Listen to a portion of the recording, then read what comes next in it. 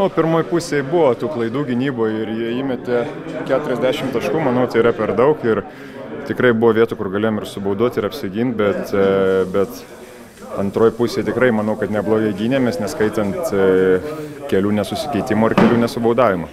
Šiandien tapai tiksinčią bombą, tik, man atrodo, 1 taškas per 3 kėlinius, po to ketvirtajame ketvirtyje tiesiog iššovė.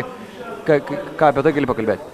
Nežinau, iš pradžių bandžiau ir centruoti ir tą, bet paprasčiausiai nelabai gausi, gal nežinau, kur čia yra bėda, bet po to pavyko įsižais. Smagu, kad pas mus yra lygiavertė sudėtis ir šiandien tikrai daug žaidėjų gerai sužaidė.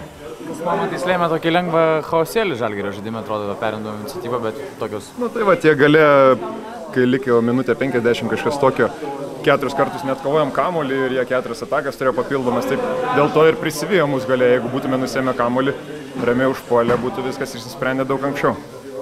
Ką, sezonas baigtas, koks būtų galutinis vertinimas? Nebaigtas dar sezonas, tik Eurolygos baigtas. Pozityvus vertinimas, tikrai buvo žengtas žingsnis į priekį, daug gerų dalykų buvo šitam sezone ir manau, kad Žalgiris patobulėjo kaip komanda ir mes visi patobulėjom kaip žaidėjai ir tikrai atneš jauniem mūsų žaidėjams daug naudos ir daug patirties kitiems sezonam.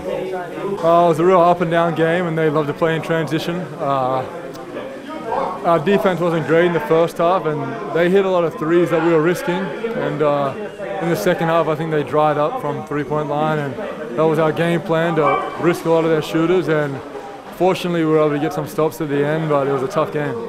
At some moments at the end of the game, Žalgiris lost its tempo and Vitória tried to came back in this game. What guys made you save that advantage, that safe, comfortable advantage?